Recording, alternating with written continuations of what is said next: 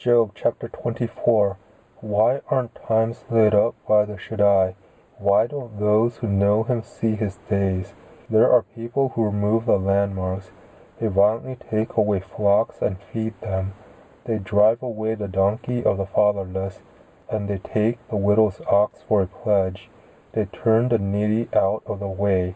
The poor of the earth all hide themselves.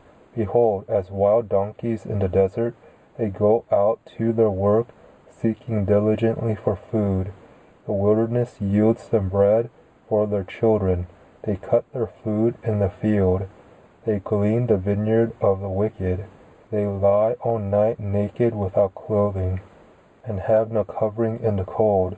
They are wet with the showers of the mountains, and embrace the rock for lack of a shelter.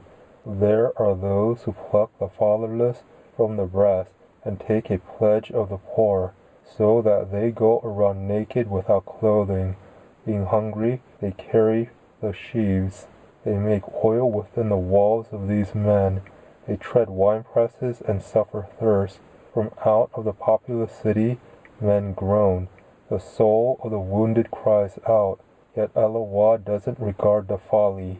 These are of those who rebel against the light.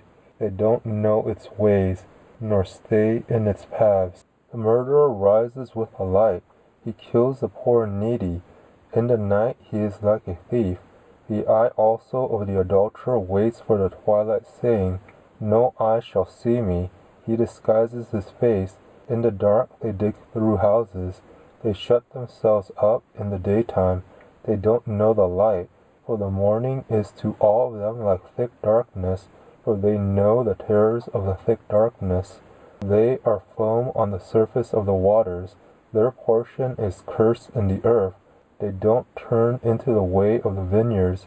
Drought and heat consume the snow waters. So does Sheol those who have sinned. The womb shall forget him. The worm shall feed sweetly on him. He shall be no more remembered. Unrighteousness shall be broken as a tree. He devours the barren who don't bear. He shows no kindness to the widow, yet he preserves the mighty by his power. He rises up who has no assurance of life. He gives them security, and they rest in it. His eyes are on their ways. They are exalted, yet a little while, and they are gone. Yes, they are brought low. They are taken out of the way as all others, and are cut off as the tops of the ears of grain.